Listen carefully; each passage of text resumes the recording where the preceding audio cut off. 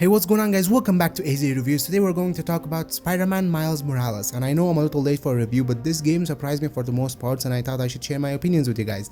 And for anyone who's wondering, all of the gameplay footage featured in this video is recorded on a PlayStation 4 console and not a PlayStation 5 console, so just keep that in mind. And I made it so that most of the clips are from early points of the game, so no story spoilers or anything like that. And with all that said, let's jump right into it.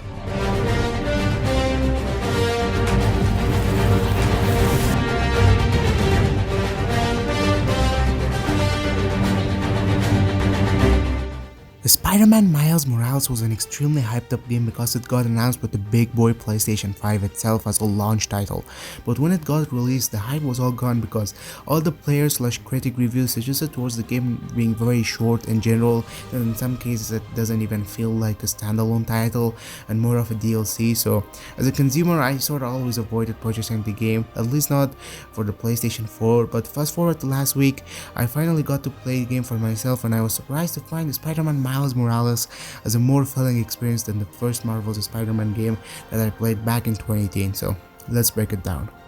Marvel's Spider-Man was one of my favorite games that came out in 2018. Although the game was not perfect, the journey was delightful and I really connected with that game. Spider-Man Miles Morales not only secured that premise but it improved on it as well. Jumping into this game, you cannot ignore the fact that it looks great. As I mentioned, I played this game on a PS4 but the game still felt like a next-gen experience. Well, ignoring the long loading screens, which I suspect they extended the duration of intentionally just to make the margin of difference in loading times between a PS4 and a PS5 look more significant. That's just something I thought about. And talking about the city, we are still in New York City, but this time you can now experience 212 during the holiday seasons, which is magical and I personally am digging the vibe. Gameplay wise, this game is much more fast paced than the previous game, and there are very few moments during the main story that you can chill through because there's always something new happening and you jump from one problem to the next one just like that. Now that I think about it, it might be a little too fast paced for some people because they just straight up removed the parts that people found quote unquote boring and they just didn't add anything instead, and that is the main reason this game is shorter than the previous game in my opinion. Combat mechanics has improved and overall gotten much more balanced and satisfying to use. The addition of the new Venom skulls is an element that the first game lacked and I find it to be a cool new add-on. Although the Venom punch is overused, it's still fun to use. Other skills are average. Gadgets were a meh for me. What shined the most in this game in my opinion was the main story. The story is the strongest selling point of the game in my opinion. Overall, more regular characters with them relationships. I found Miles himself to be more of a villain character than Peter seemed to me in the first game. Basically, the story is just as heartwarming as the previous one, if not more. And that's all I can say without spoiling anything.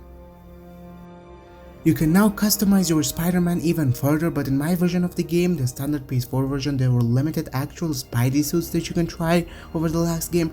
I don't know if it's just a PS4 thing, but I wish they add more in the future. Just a thing I thought you should know. So, addressing the problem with the game being short, yes, it is extremely short for a game you pay full price of $60 for, and yes, I've spent more time on $10 DLCs than I have with Spider-Man Miles Morales, and it might feel incomplete for certain people, but what I think Insomniac is trying to sell here is a classic quality over quantity sort of thing, and they nailed it at that. Ironically, the game, as I mentioned, feels more complete to me than the first Spider-Man game did back in 2018. But I like both games. I personally finished Spider-Man Miles Morales in around 10 hours with a little bit of swinging around. But if you can put in an extra $10 and go for the bundle, which includes the first game with all the DLC plus this one, now that's a bargain, and if you haven't played the first one, I cannot recommend it enough.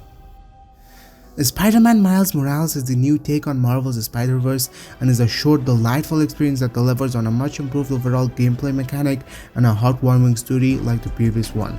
Although the game is short and for some players that would be a deal breaker, it's still an improvement over the last game, and if you enjoyed your time with the first one, you're definitely going to enjoy your time with Spider-Man Miles Morales. So it takes home an 8 out of 10 in the AZA game review scale.